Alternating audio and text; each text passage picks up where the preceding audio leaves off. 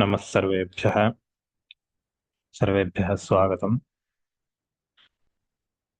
येनाक्षरसमाम्नाटवधिकं जपहेश्वरात् कृत्स्नं व्याकरणं प्रोक्तं तस्मै पाणिनये नमः। येन धौता गिरः तां विमलैः शब्दवारिभिः तमश्चाज्ञानजं भिन्नं तस्मै पाणिनये नमः।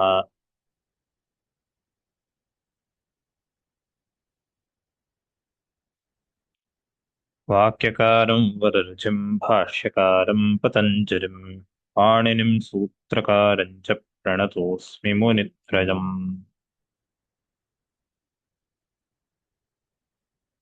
श्रूयते वा? Am I audible? Yeah. न श्रूयते। First we'll do the revision. Sorry. Today we'll do the Patha first. Then we will go to the revision.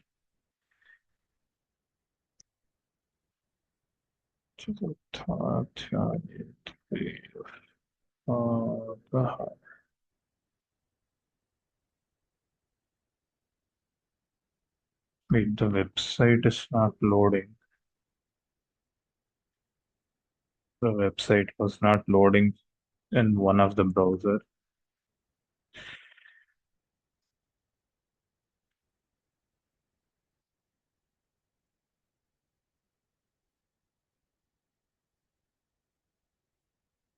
Raguna,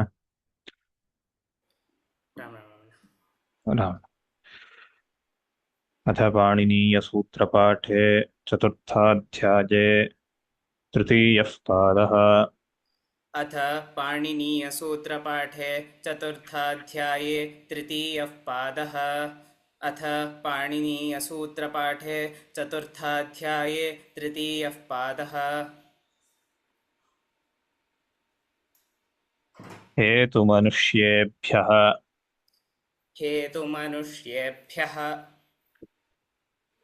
हेतुमनुष्येभ्यः अन्यतरस्यां रूप्यः अन्यतरस्यां रूप्यः मयच्च मयच्च प्रभवति प्रभवति विदूरात् विदूरात् ञः न्यः तद्गच्छति तद्गच्छति पथिदूतयोः पथिदूतयोः अभिनिष्क्रामति अभिनिष्क्रामति द्वारम् द्वारम्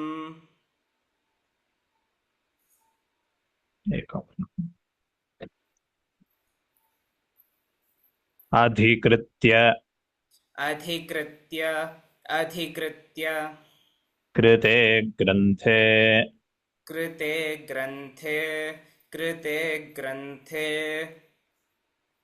शिशुक्रन्द शिशुक्रन्द यमसभ यमसभ द्वन्द्वेन्द्र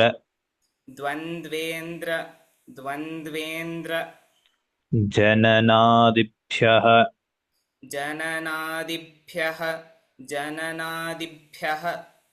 छः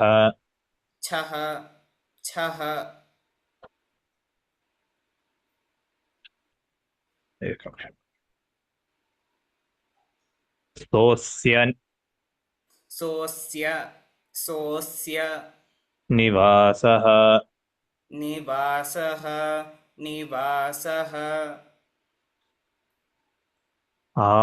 अभिजनश्च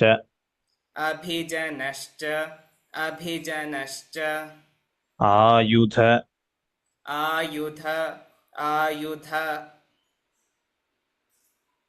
जीविभ्यः जीविभ्यः जीविभ्यः छः पर्वते छः पर्वते छः पर्वते षण्डिकादिभ्योऽन्यः षण्डिकादिभ्योऽन्यः षण्डिकादिभ्योऽन्यः सिन्धुतक्ष सिन्धुतक्ष सिन्धुतक्ष शिला शिला शिला एकनिमिषं तक्ष शिलादिभ्यः तक्षशिलादिभ्यः तक्षशिलादिभ्यः अणञौ अणयौ अणयौ तूदीशलातुर तूदीशलातुर तूदीशलातुर शलातुर वर्मतीकुचवारात् वर्मतीकूचवारात् वर्मतीकूचवारात् कूथ ढक्छण् ढक्षण् ढक्षण् ढञ्यकः ढञ्यकः ढञ्यकः भक्तिः भक्तिः भक्तिः अचित्तात् अचित्तात् अचित्तात् अदेशकालात् अदेशकालात् अदेशकालात् ठक् ठक् ठक्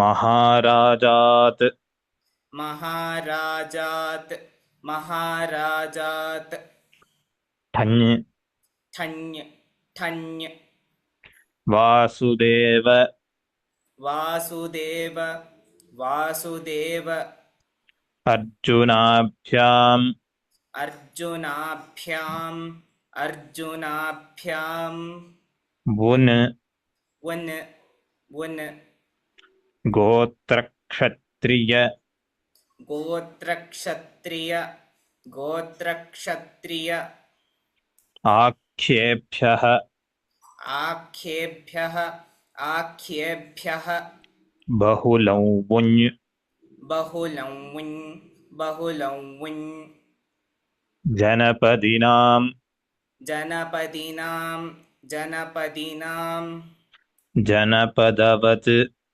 जनपदवत् जनपदवत् सर्वं जनपदेन सर्वं जनपदेन सर्वं जनपदेन समानशब्दानां समानशब्दानां समानशब्दानां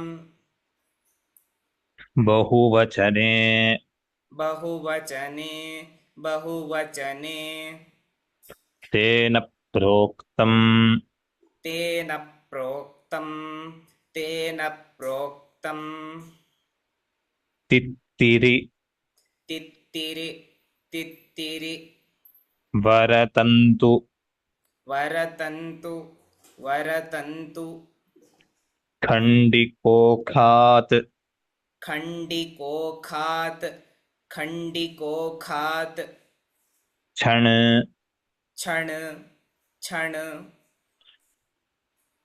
काश्यप काश्यप काश्यप कौशिकाभ्यां कौशिकाभ्यां कौशिकाभ्यां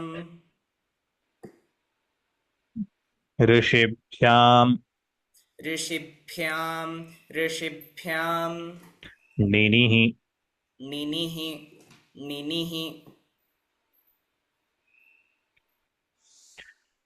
कलापि कलापि कलापि वैशम्पायन वैशम्पायन वैशम्पायन अन्तेवासिभ्यश्च अन्तेवासिभ्यश्च अन्तेवासिभ्यश्च पुराणप्रोक्तेषु पुराणप्रोक्तेषु ब्राह्मणकल्पेषु ब्राह्मणकल्पेषु तत्र ब्राह्मणकल्पेषु ब्राह्मणकल्पेषु अस्तु। शौनकादिभ्यः शौनकादिभ्यः छन्दसि छन्दसि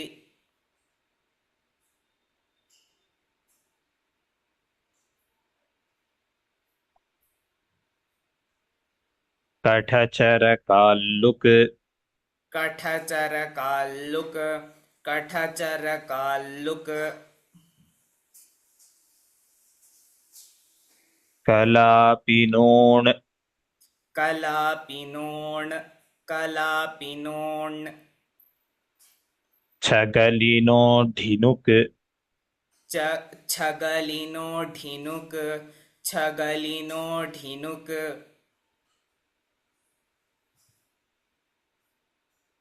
पाराशर्य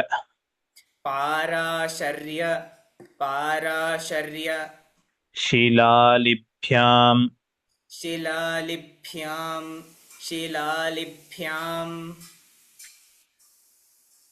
भिक्षुनट भिक्षुनट सूत्रयोः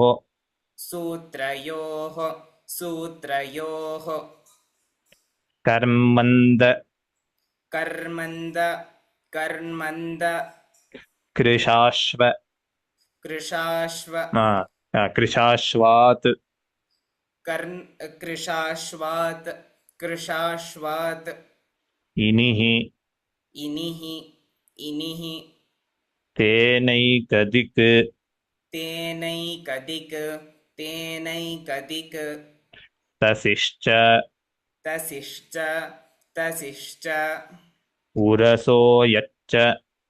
उरसो यच्च उरसो यच्च उपज्ञाते उपज्ञाते कृते ग्रन्थे कृते ग्रन्थे शंसा असंज्ञायाम् संज्ञायाम् कुलालादिभ्यः कुलालादिभ्यः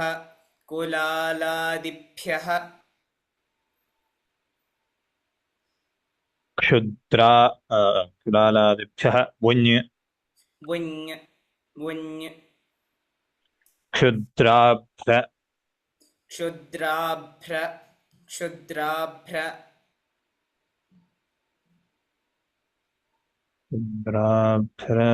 मरवटर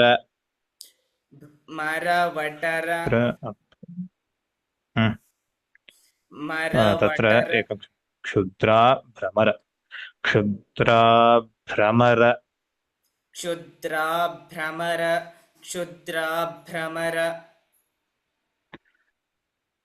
भ्रमर वटरपादपादञ्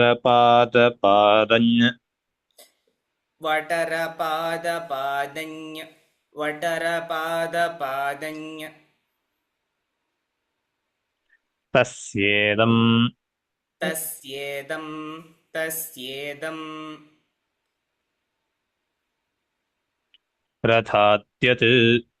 रथाद्यत् रथाद्यत्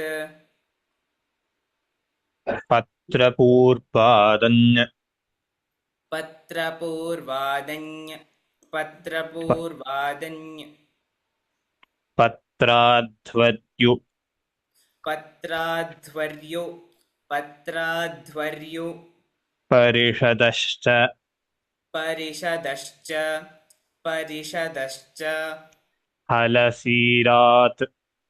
हलसीरात् हलसीरात्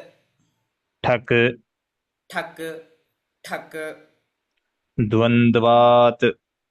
द्वन्द्वात् द्वन्द्वात् वुन् उन् उन् वैर वैर वैर मैथुनिकयोः मैथुनिकयोः मैथुनिकयोः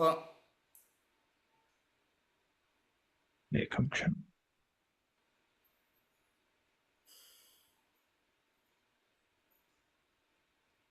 गोत्रचरणात् गोत्रचरणात् गोत्रचरणात्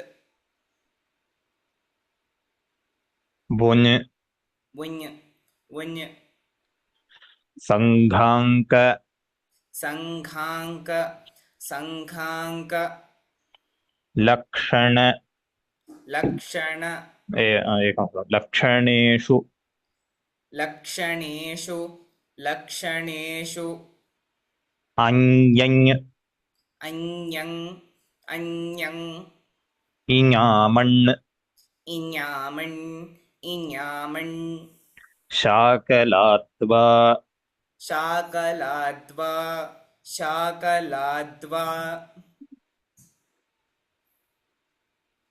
छन्दोगौक्थिक छन्दोगौक्थिक छन्दोगौक्थिक याज्ञिक याज्ञिक याज्ञिक बह्वृच बह्वृच बह्वृच नटान्यः नटान्यः नटान्यः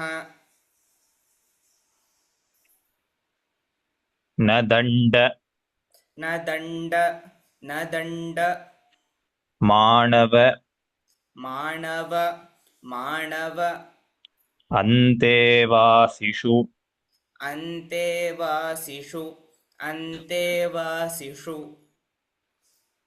रैवतिकादिभ्यः रैवतिकादिभ्यः रैवतिकादिभ्यः छः छः छः कौपिञ्जल कौपिञ्जल कौपिञ्जल हास्तिपदात् हास्तिपदात् हास्तिपदात्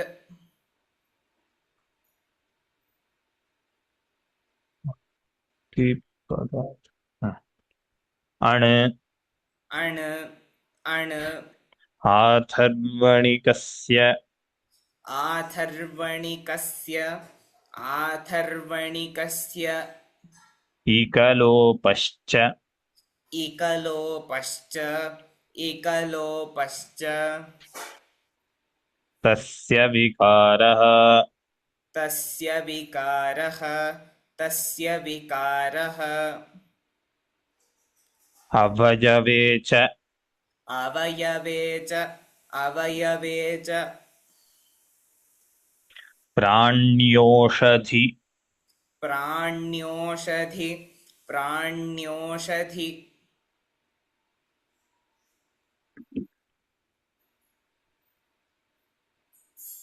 वृक्षेभ्यः वृक्षेभ्यः वृक्षेभ्यः बिल्वादिभ्योऽण् बिल्वादिभ्योऽण् बिल्वादिभ्योऽण् कोपधाच्च कोपधाच्च कोपधाच्च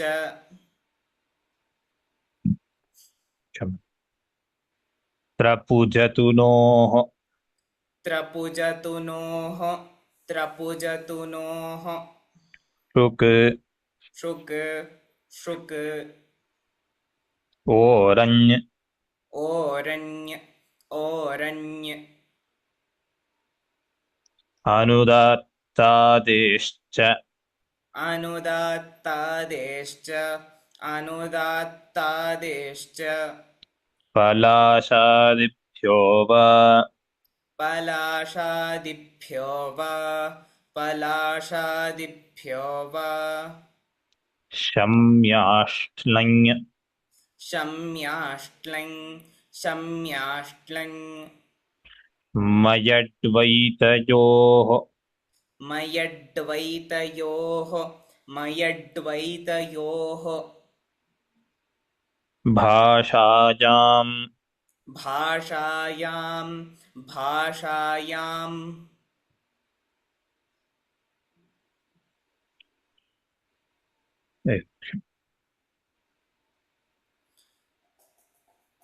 अभक्ष्यात् अभक्ष्य अभक्ष्य अभक्ष्य अभक्ष्य अभक्ष्य आच्छादनयोः आच्छादनयोः आच्छादनयोः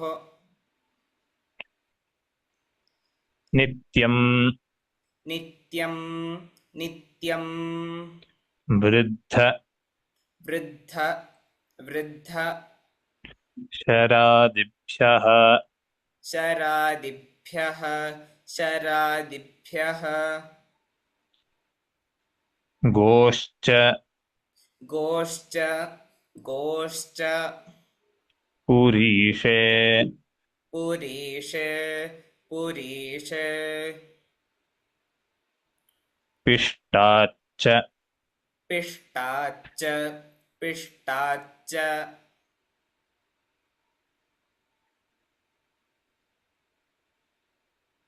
संज्ञायान्कन् संज्ञायाङ्कन् संज्ञायाङ्कन् व्रीहेः व्रीहेः व्रीहेः पुरोडाशे पुरोडाशे पुरोडाशे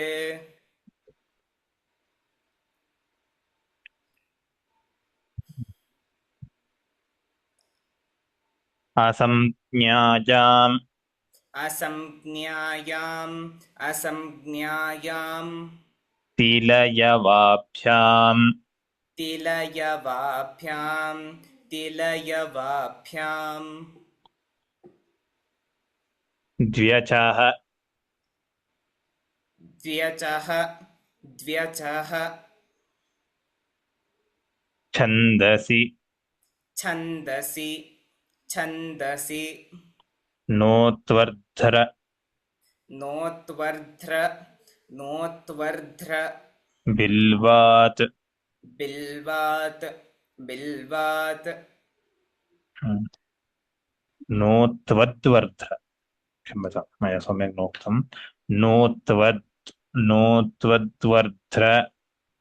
नोत्वद्वर्ध्र नोत्वद्वर्ध्र बिल्वात् बिल्वात् बिल्वात् तालादिभ्योण् तालादिभ्योण् तालादिभ्योण्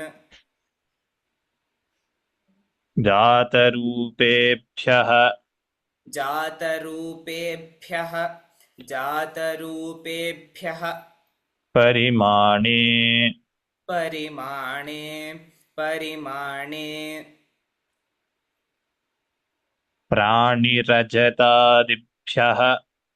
प्राणिरजतादिभ्यः प्राणिरजतादिभ्यः अञ् अन्य अन्य ङितश्च नितश्च नितश्च तत्प्रत्ययात् तत्प्रत्ययात् तत्प्रत्ययात् क्रीतवत् क्रीतवत् क्रीतवत् परिमाणात् परिमाणात् परिमाणात् उष्ट्रात् उष्ट्रात् उष्ट्रात् वुञ् वुञ् वुञ् उमोर्णयोः उमोर्णयोः उमोर्णयोः वा वा वा एण्याढञ् एण्याढञ् एण्याढञ् गोपयसोर्यत् गोपयसोर्यत् गोपयसोर्यत् द्रोश्च द्रोश्च द्रोश्च माने वयः माने वयः माने वयः फले लुक् फले लुक् फले लुक् प्लक्षादिभ्योऽण् प्लक्षादिभ्योऽण् प्लक्षादिभ्योऽण् जम्ब्वाव जम्ब्वाव जम्ब्वाव लुप्च लुप्च लुप्च हरीतक्यादिभ्यश्च हरीतक्यादिभ्यश्च हरीतक्यादिभ्यश्च कंसीज कंसीज कंसीय कंसीय परशव्ययोः परशव्ययोः परशव्ययोः ञञञौ लुप्च यञञौ लुप्च यञञौ लुप्च युष्मद्धेमन्तात् युष्मद्धेमन्तात् युष्मद्धेमन्तात् सम्भूते ग्रामात् सम्भूते ग्रामात् सम्भूते ग्रामात् हेतुतेन हेतुतेन हेतुतेन रथात् पलाशादिभ्यः रथात् पलाशादिभ्यः रथात् पलाशादिभ्यः द्रोश्चाष्टौ द्रोश्चाष्टौ द्रोश्चाष्टौ इति पाणिनीयसूत्रपाठे इति पाणिनीयसूत्रपाठे इति पाणिनीयसूत्रपाठे चतुर्थाध्याये चतुर्थाध्याये चतुर्थाध्याये तृतीयः पादः तृतीयः पादः तृतीयः पादः धन्यवादाः प्रवण सम्यक् उक्तम्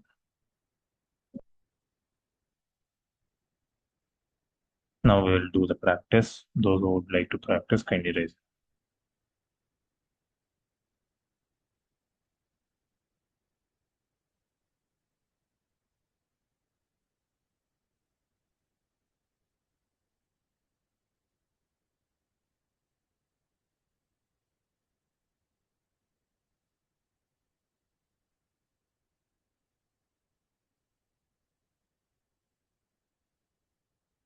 श्यामला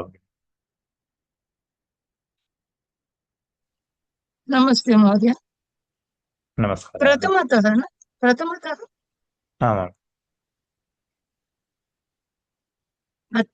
अथ पाणिनीयसूत्रपाठे चतुर्थाध्याये तृतीयपादः युष्मदस्मदोरन्यतरस्यां कञ्चः तस्मिन्नणि च युष्माकास्माकौ तव कममका वेकवचने अर्धात् परावरागमोत्तमपूर्वाच्च दिक्पूर्वपदार्थञ्च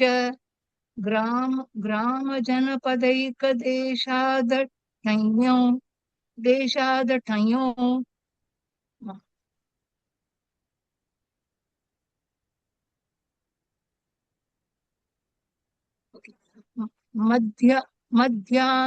मध्यान्मः असाम्प्रतिके दीपादनु समुद्रयै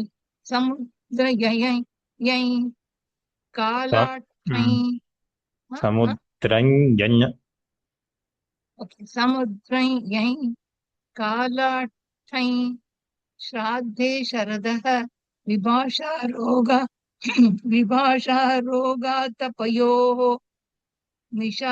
निशाप्रदोषाभ्याञ्च श्वसस्तुच्च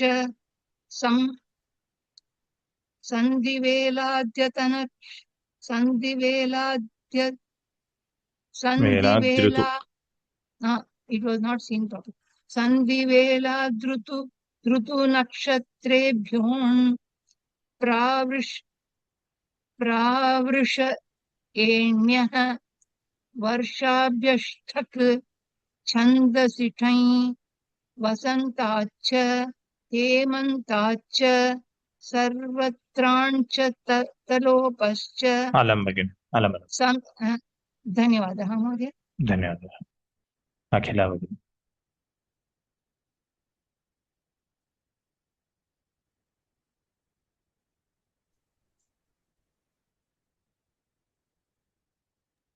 नमस्ते महोदय, श्रूयते वा? आं श्रूयते।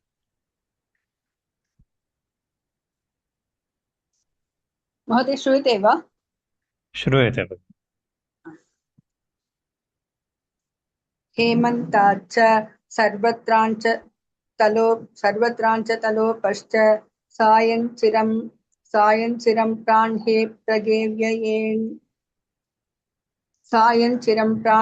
प्राण्हे प्रगेव्ययेभ्यश्च्युतिलौ तुच्च विभाषा पूर्वाह्ना पराह्नाभ्यां तत्र जातः प्रावृषष्ठप संज्ञायां शरदो गुन् पूर्वाह्ना पराह्नाद्रा मूलप्रदोषावस्कराद्वुन् पथः पन्थ च। महोदय कृपया उपरि करोतु।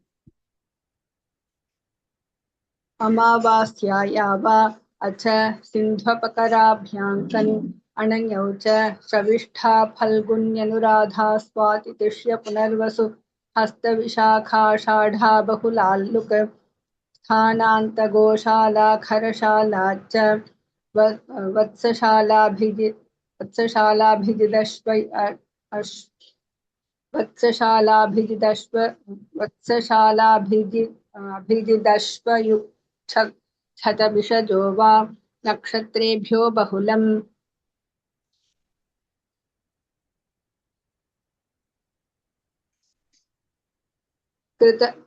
कृतलब्धप्रीतकुशलाः प्रायभवः उपजानूपकर्णोपनिवेष्टक सम्भूते। धन्यवादः। धन्यवादः। देवव्रत। Yes, Mahodaya.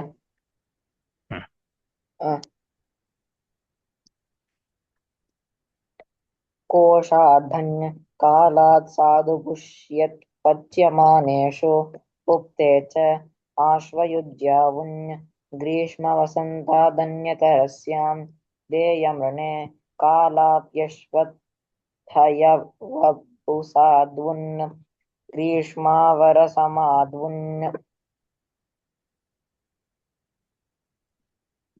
संवत्सराग्रहणीभ्याण्ठञ्च व्याहरति मृगः तदस्य सोढं तत्र भवः दिगादिभ्यो यत् शरीरावयवाच्च धृतिकुक्षिकलशिवत्स्यहेर्धन्य धृतिकुक्षिकलशिवत्स्यहेर्धन्य ग्रीवाभ्योण गम्भीरान्यः अव्ययीभावाच्च अन्तःपूर्वपदार्थन्य ग्रामात् पर्यनुपूर्वात्। अलं धन्यवादः। Done till 100, Mahodaya. Second You have pada. memorized till 100 in the second pada. Okay. Yes, Mahodaya. First pada you have memorized completely, right? Yes, Mahodaya. Okay. I'll ask that later. Okay, Mahodaya. Okay. Yes, Dhanyawad. Venkataraman. Dhanyawad. Venkataraman Mahodaya.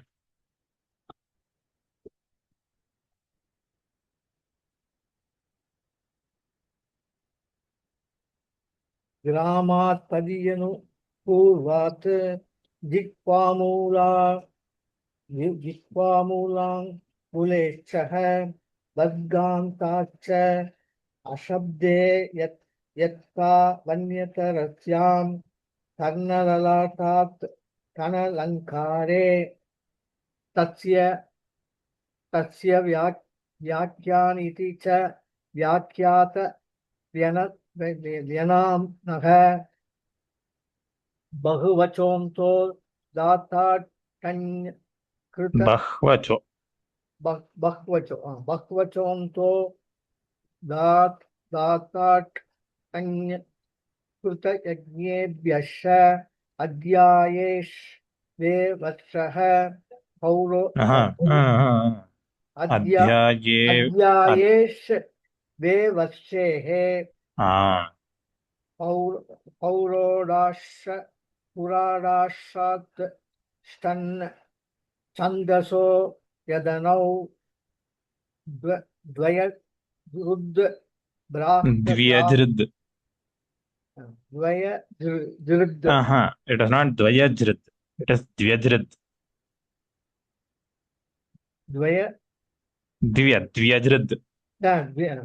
द्वियजृद् ब्राह्मणर् प्रथमाद्वर पुरःशरण नामा ख्याता ठक् अनुगयनादिभ्यः तत आगतः ठगायस्थानेभ्यः शुण्डिकादिभ्योन् विद्यायोनि संबन्धेभ्यो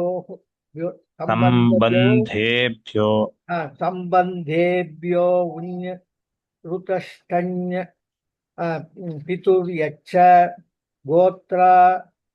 गोत्रादङ्कवत् केतु मनुष्येभ्यो अन्यतरस्यां रूप्यः धन्यवाद धन्यवाद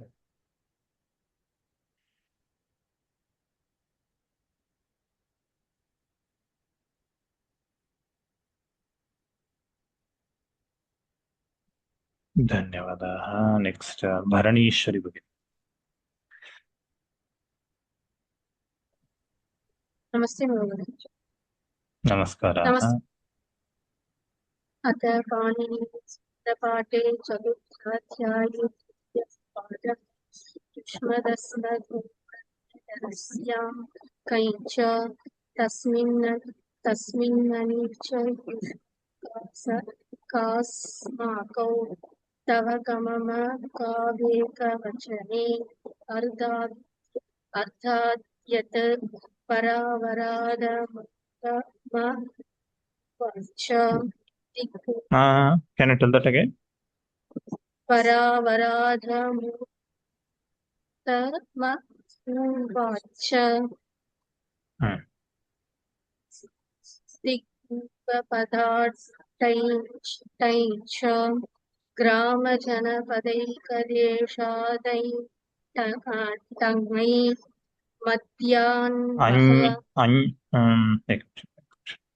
So can you tell that again?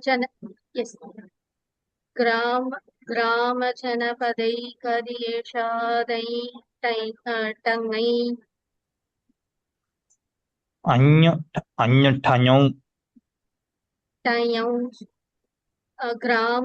ग्रामजनपदैकदेशादै right? Correct. मध्याह्नः असाम्प्रतिके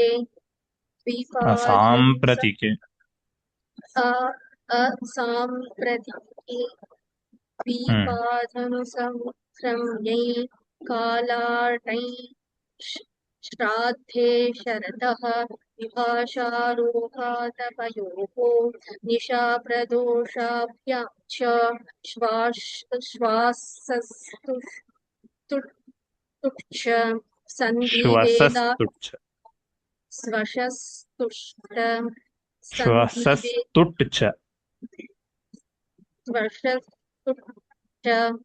सन्धिवेला ऋतुनक्षत्रेभ्यो न प्रावृषयेन्यः वर्षाभ्यष्टक् छन्दसि टै वसन्ताच्च हेमन्ताच्च सर्वत्र धन्यवादः।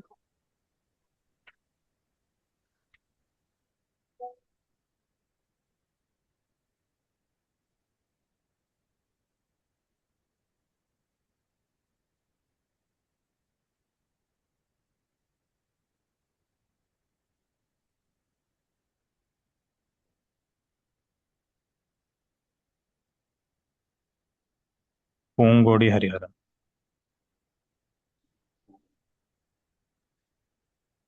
नमस्ते महोदय। नमस्ते।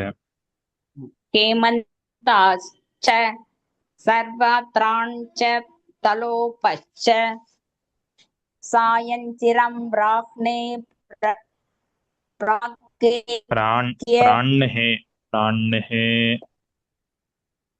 सायञ्चिरं ब्राह्मणे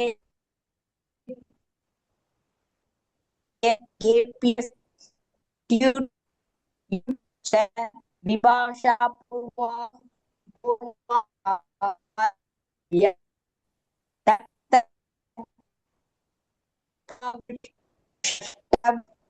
संज्ञा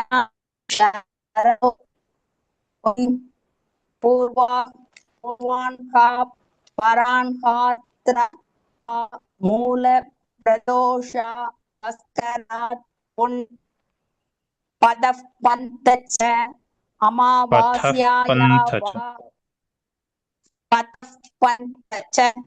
अमावास्याया वा च सिन्त्व पकराभ्यां गण अनत्नौ च श्रविष्ठा शल फल्गुण पुनरादा आदास्वाति दिश्य पुनर्वसु हस्त विशाक्षाढा बहुलालुक स्थानांतर गोशाला करशाला च वत्सशाला बिजस्तश्च युक् सदभिष जोवा नक्षत्रेभ्यो बहुलं कृतलब्ध क्रीतकुशलाः प्राय भवः कर्मणो निवेष्टक सम्भूते कोशान् धन्यवाद। सुब्बराव महोदय। नमस्कारः महोदय। नमस्कारः। कोशाढ्यै कालात् साधु पुष्प्यत् पच्यमानेषु उक्ते च आश्वयुज्यामि ग्रीष्मवसन्तादन्यतरस्यां देयं ऋणे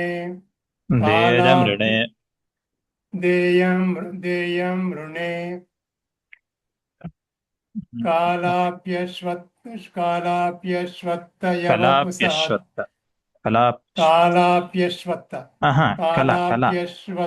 Wait, is it Kala? No, Kalaप्यस्. Sorry, sir. Kalaप्यश्वत्त यवपुसात्वन् ग्रीष्मावर समाद्वन् संवत्सरा ग्रहायणीभ्यां तै च स्क्रीन थोड़ा ऊपर करना सर। संवत्सरा ग्रहायणीभ्यां तै च व्याहरति मृगः तदस्य सोढं तत्र भवः दिगादिभ्यो यत् शरीरावयवाच्च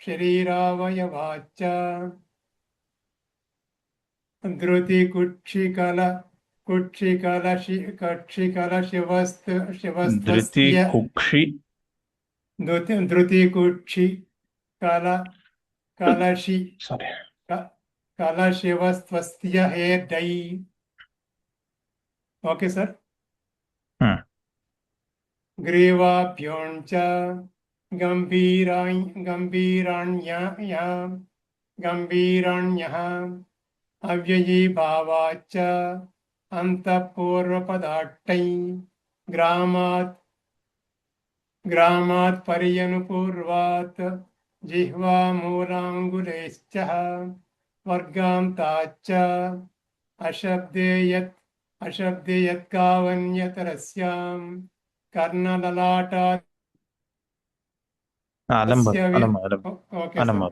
नमस्ते सर। नमस्कारः। पुंगोडी हरिहरन। अभी मैंने उक्तवती भगिनी महोदय। उक्तवती वा? आम् lower hand, sorry. Padmavati.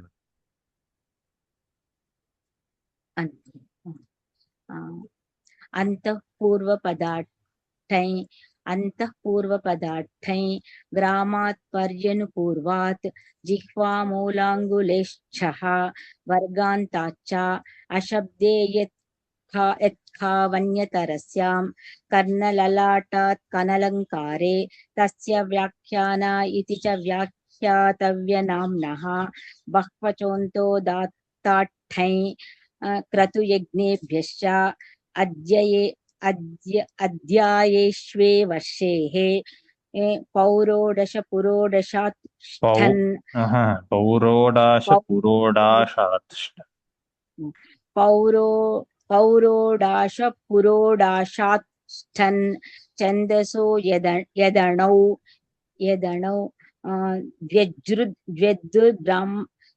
द्व्यज्रुद्ब्राह्मणर्क प्रथमाध्वर पुरश्चरणानामाख्याताठक् सम्यक् वा? अणु अण्ड्रुगयनादिभ्यः Don't tell andru, just andrugayanaadiभ्यः. अण्ड्रुग्रयणादिभ्यः द्वित्वं नास्ति. अण्ड्रुग्रयणादिभ्यः तत आगतः धन्यवादः. तत आगतः ठगायस्थानेभ्यः षण्डिकादिभ्योऽण् विद्यायोनिसम्बन्धेभ्यो ऋतश्ठै पितुर्यच्च गोत्रादङ्कवत् हेतुमनुष्येभ्योऽन्यतरस्यां रूप्यः मयच्च प्रभवति विदुराण्यः तद्गच्छति धन्यवादः महोदय. धन्यवादः. श्रीरञ्जनी मोहन राव.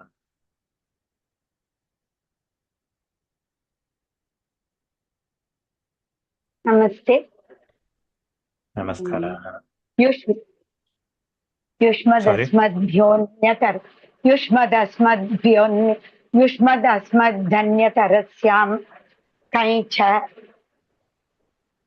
तस्मिन्ननि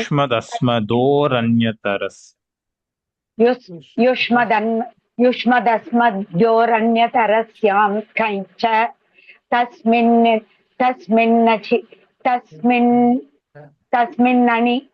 तस्मिन्ननि च युष्माकमस्माकौ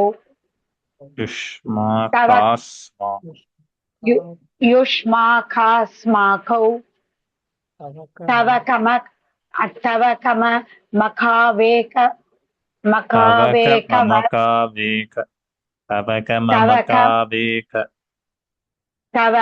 मखावेक वचने अर्धाद्यत्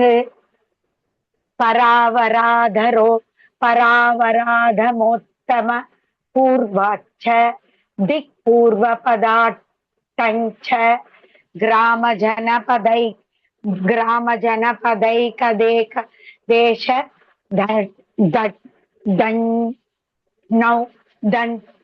दण्ड्यौ उपरि करोतु महोदय. उपरि करोतु. मध्याह्नः असाम्प्रतिके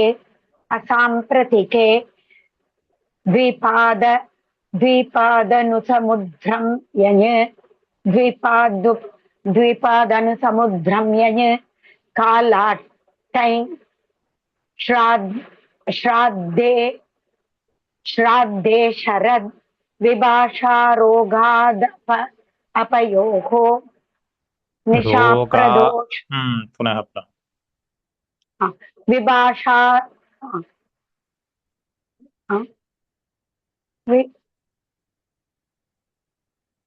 विभाषारोगातपयोः निशाप्रदोषाभ्याञ्च श्वसस्तुच्च सन्धिवेलादृ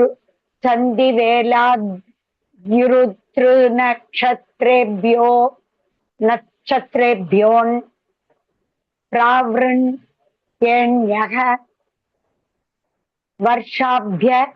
वर्षाभ्यष्टक छन्दसि टञ् वसन्ताश्च हेमन्ताश्च सर्वत्राञ्च तलोपश्च सायं चिर अस्तु धन्यवादः धन्यवादाः।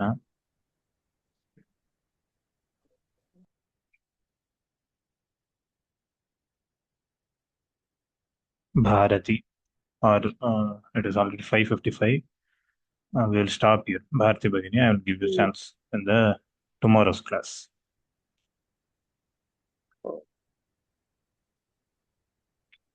अस्तु धन्यवादाः। लोकाः समस्ताः सुखिनो भवन्तु। अग्रिमकक्षायां पुनः मेलिष्यामः। धन्यवादः। नमो नमः। महोदय धन्यवादः महोदय हाँ भाई। Vyoma's 2 book only we are having that grammar book. When will we get to that third book, Mahodaya? You are teaching now. The lep, Yukta Pratyaya, that Aniya. When will we get, Mahodaya? Probably Mostly in another 6 months. 6 months. Oh Yes. my goodness. The Ask third them volume about will take us 6 months. The fourth volume will take after that another 6 months. Then fifth volume is another 6 months. Oh, So we are in having another 5 1 and volumes, sir. 5 volumes. Somebody Yes. told It will- 4 volumes. Okay. No, okay, it will come in 5 volumes. After book, when you teach now, it's the 2 books we are very confident. Na? That are all easy only. But when we have books now, it's so perfect. Dhanyawad, Mahodaya. Correct. So only we are giving the worksheets also. We are uploading the worksheets. You can use them. That and all I am not doing, Mahodaya. My exams are going, Mahodaya. Okay. Okay. Dhanyawad. Dhanyawad. Dhanyawad. And 3 papers completed, 2 papers. The next BVM exam is coming. January excellent. 7th. So continuous exam only. Excellent. Dhanyawad. Dhanyawad.